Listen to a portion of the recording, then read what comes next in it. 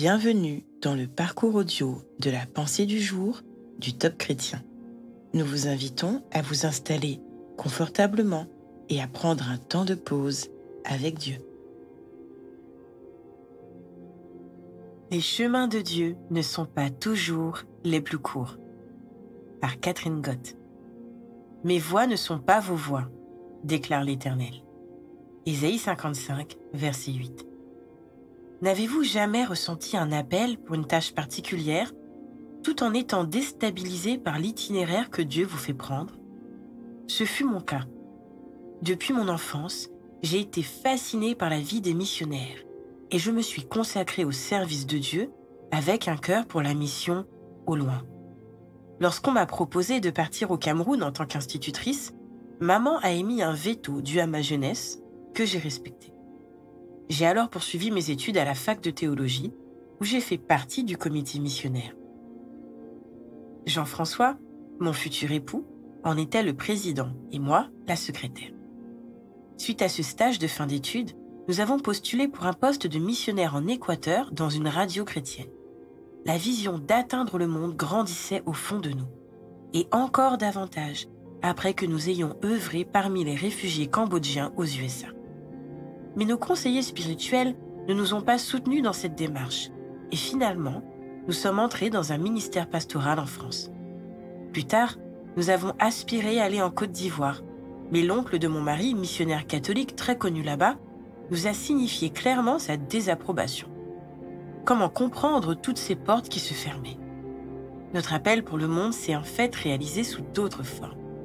L'envoi de missionnaires, le soutien financier, l'intercession, l'évangélisation de plusieurs groupes ethniques en France, de nombreux voyages missionnaires à court terme et plus récemment, à travers Internet. Ce témoignage pour vous dire que Dieu a peut-être un autre chemin que celui que vous avez en tête pour atteindre votre Canaan. Pour différentes raisons, le parcours qu'il vous fait prendre n'est pas forcément le plus court. Êtes-vous prêt à le suivre malgré tout?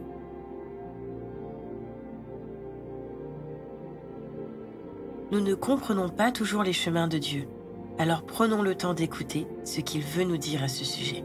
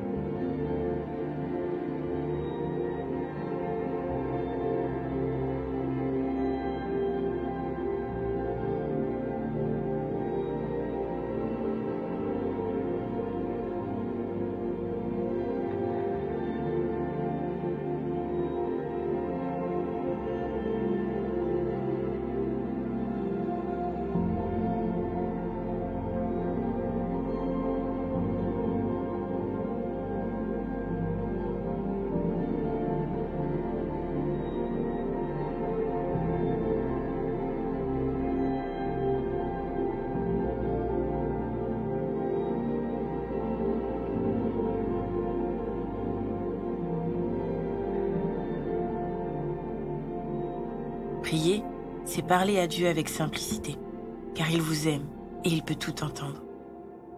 Voici un exemple de prière. Seigneur, je te demande pardon si parfois je cherche à forcer une porte alors que tu m'attends ailleurs ou d'une autre manière que celle que j'avais imaginée. Je veux continuer de te faire confiance, même quand je ne comprends pas le pourquoi des contretemps ou des obstacles.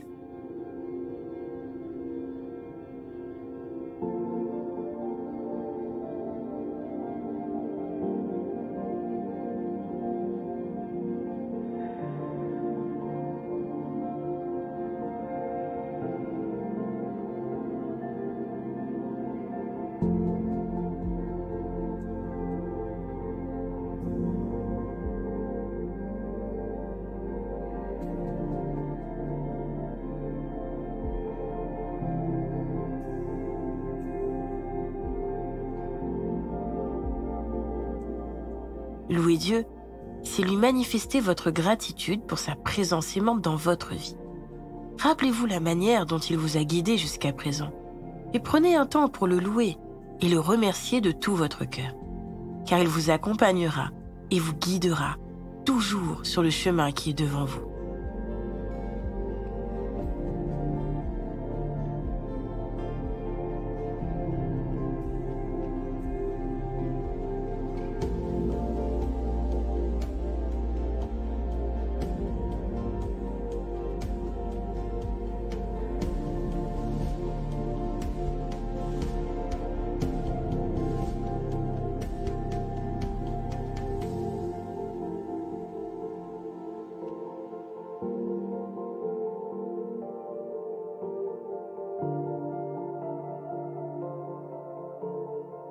Si vous avez l'impression que ce message vous est spécialement destiné, alors comment pouvez-vous l'appliquer dans votre vie? Notez les actions concrètes que vous pouvez mettre en place et avec l'aide du Saint-Esprit, sélectionnez celles que vous allez réaliser dès aujourd'hui.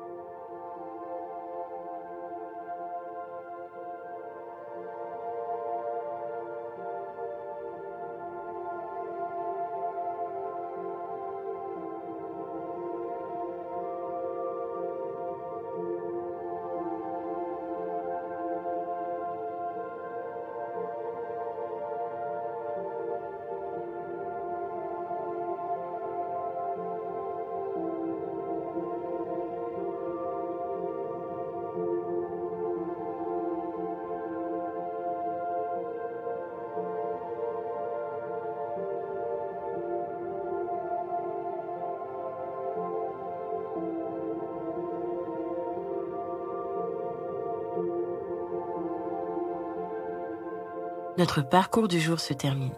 Prions ensemble afin d'honorer notre Dieu. Merci Seigneur, tu es mon merveilleux conseiller plein d'amour. À toi soit le règne, la puissance et la gloire. Amen. Nous espérons que ce temps de pause avec Dieu vous a ressourci. Rendez-vous demain pour un temps de Séla avec la pensée du jour.